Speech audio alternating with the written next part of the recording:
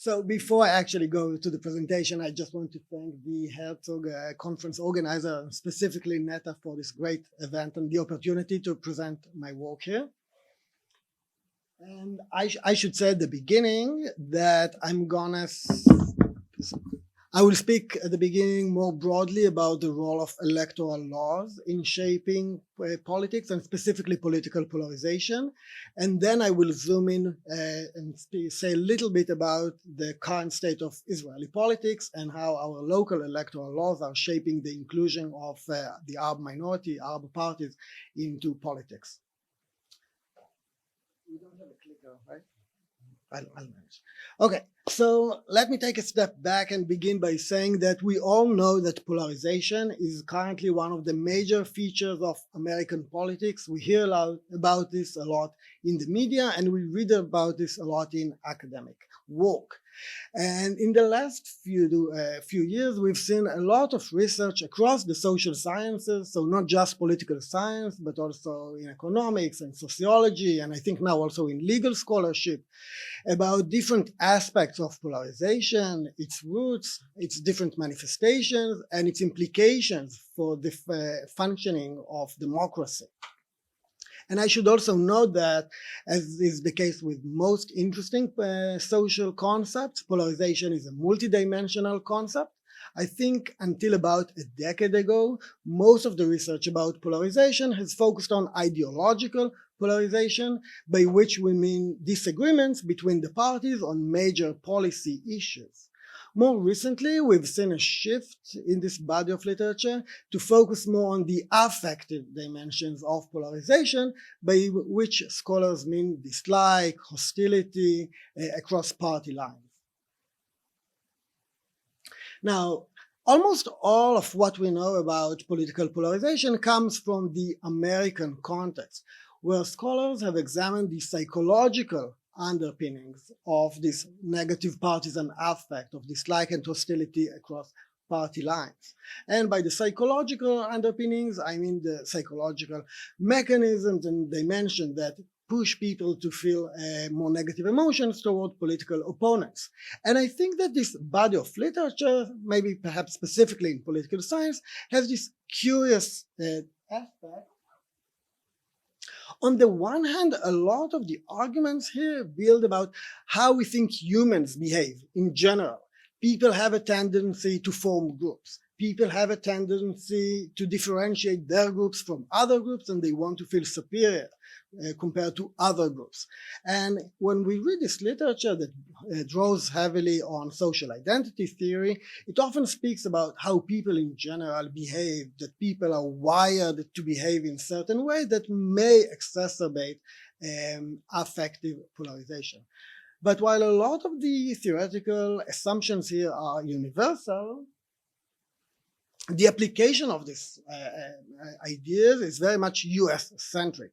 And while the arguments are very broad, they oftentimes actually relate to specific developments in American politics, debates between the two parties in the US, race relations in the US, specific developments such as the shift of the American South from the Democratic to the Republican Party, developments that are very unique and context dependent to the American case.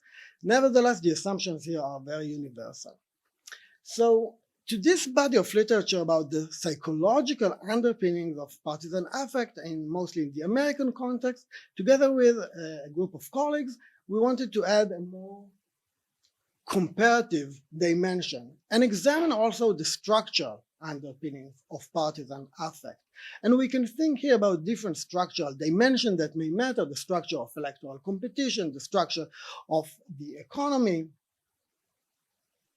And specifically in this talk, I want to focus on the structure of the electoral arena and focus on electoral laws, laws that govern the allocation of seats based on votes.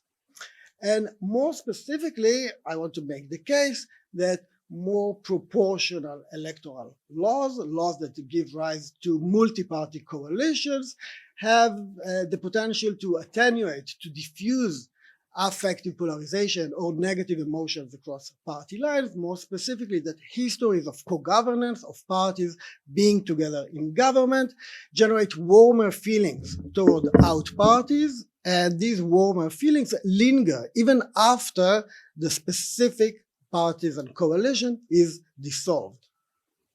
And I will provide empirical evidence for this claim based on survey data collected in Western democracies over the last 20 years. And we merge this data set together with information about current and past electoral governmental coalitions. And this is based on a recently published article together with two colleagues, Jim Adams from UC Davis and Will Horn from Princeton University. So in one of the foundational texts in comparative institutionalism, Leiphard argued that proportional representation, an electoral system that gives rise to multi-party systems, gives rise to a certain type of politics compared to more majoritarian two-party systems. That in proportional representation, systems with multi-party systems, we see kinder, gentler type of politics. And this is an example for an argument that matters not only for academia, for studies on this topic. This has actually influenced how people think about shaping constitutional arrangements for new democracies. And indeed, in some of our work on this topic, we've seen that in countries with more proportional electoral laws, people express warmer feelings toward other parties, while on the opposite side, in countries with more majoritarian electoral laws, out-party dislike, negative emotions toward political opponents is oftentimes more intense. Now here, of course, we only see cross-national correlation, and we say nothing about the mechanisms at work, right? What is it about more proportional electoral laws that may decrease partisan affect? Now, there's probably multiple mechanisms at work here, but we focus on one such mechanism, which is multi-party coalition governments. Governments that bring together parties that just until a day ago maybe fought in the electoral arena over votes. And for those of you who are not closely following Israeli politics, here we see the leaders of current members of coalition, 8 parties. Well, so this government was formed after 4 elections. Actually, it was formed on this day, I think, last year, or maybe a year and 2 days or so. And now we may be heading for a 5th elections, but still, this is currently the government. And as I said, for those of you who are not following closely, we see here parties from the nationalist right and the progressive left, Jewish parties together with an Islamist party. So this is a very diverse coalition, bringing together very diverse political actors. And Israel may be an extreme case for diverse coalitions, but it's not the only case. So also in Germany, we currently see a coalition of the center left with the more right-wing liberal party, and we can think of more examples from across Europe of coalitions that bring together parties from across the ideological divide. And we think there's theoretical reason to think that such coalitions may actually have an effect on people's emotions toward out parties. First, we know from research about electoral politics that coalition partners are often perceived by the general public to be more similar to one another ideologically. Just by the fact of governing together, people tend to think that parties are more similar ideologically, regardless of taking into account what these parties actually stand for based on other measures. So we have these perceptions of ideological proximity between coalition partners. Then we have this concept of follow the leader in electoral politics. People oftentimes are willing to somehow change their policy preferences following their preferred leader. So when the leader changes their mind, people are willing to follow. And we were thinking that we may also see something like an affective follow the leader. When my leader express warmer feelings towards certain out parties because they are now together in coalition, maybe supporters of these parties would also come to express warmer feelings toward this party. And then one more theoretical reasoning for why we should expect this warmer feeling between coalition members is that now they have a superordinate identity. They now constitute some kind of an us, the coalition, against them, all the opposition parties. So we have theoretical reasons to think why parties that govern together in coalition, even if they come from across the ideological spectrum, would come to express warmer feelings toward each other. And now we want to examine this empirically. So in order to do that, we look at survey data collected as part of the comparative study of electoral systems across Western democracies since the mid-90s. In order to capture partisan affect, how we feel toward political opponents, we use the most common question in this body of literature, survey question. It's called the out-party feeling thermometer. It's a very simple survey question that asks people how they feel toward other parties in their country on a scale that ranges between 0, negative emotion, dislike, and 10, positive emotion, liking the other party. We have quite a lot of respondents because we are aggregating data from different countries in different years, so more than 70,000 respondents. Each of these respondents is giving us their feelings toward multiple parties in their country, oftentimes more than 4. So we have quite a lot, almost 350,000 evaluations of out parties. So this is our dependent variable, right? And what we are interested in is how shared coalition status, being together with the out party in a coalition, can predict warmer feeling, warmer affect. So we coded for each pair of parties, whether they are now in a coalition, I'll say more about it in a second, but we also coded whether they've been in a coalition in the past. And this is based on the PowerGov dataset, which is publicly available. I won't have time to go into it, but we also look at ideological distance. Maybe it matters if I'm in a coalition with a party that's very similar to mine or very distant, and also accounting for very strong negative emotions toward radical right parties. We estimate this using OLS regressions. I'm happy to talk more about the methodological research design later on.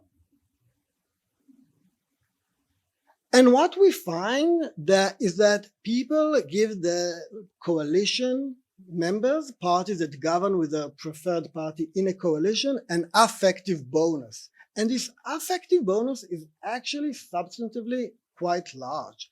It's about 1 point on the scale from 0 to 10. So it's actually very much substantively meaningful. So I'll just repeat this point.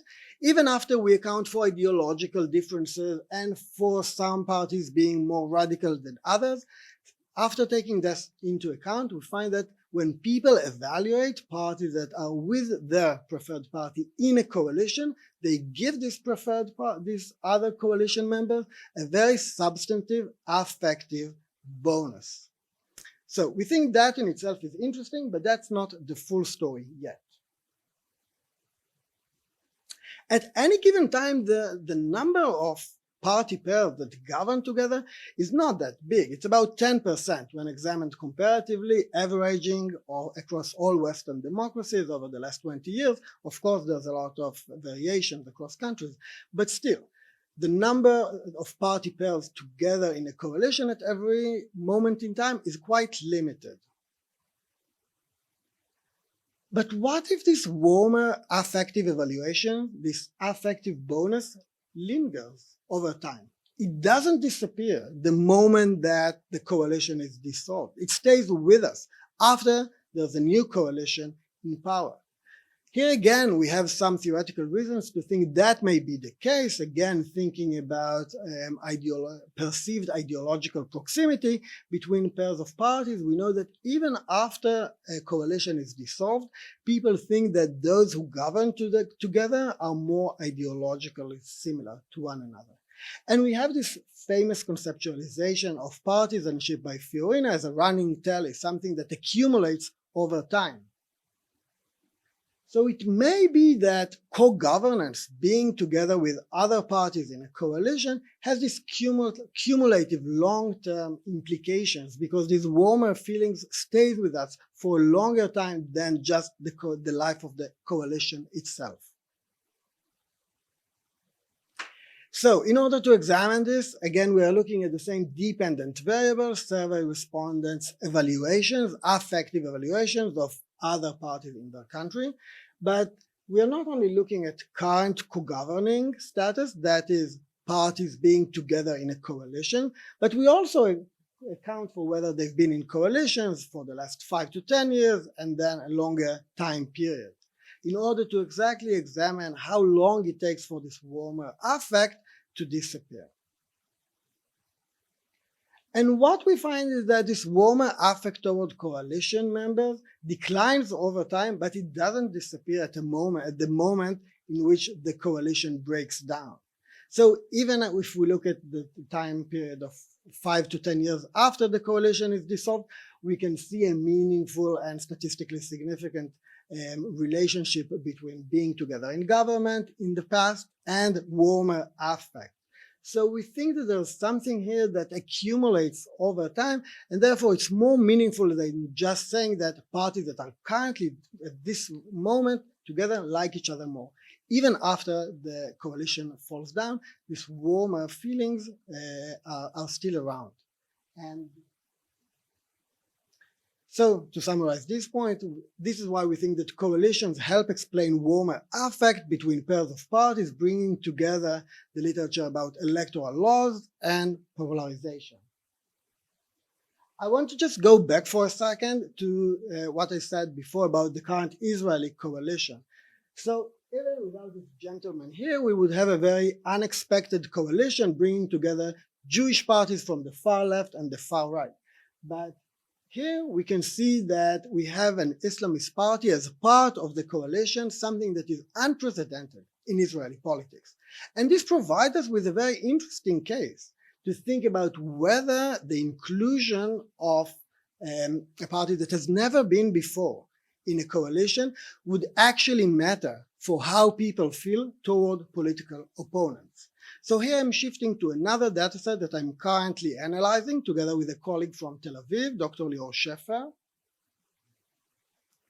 We asked people in Israel how they feel toward out parties, this feeling thermometer, before the last elections, and then we went back to the exact same people, so that's a panel study, after the coalition with the Arab Party was formed.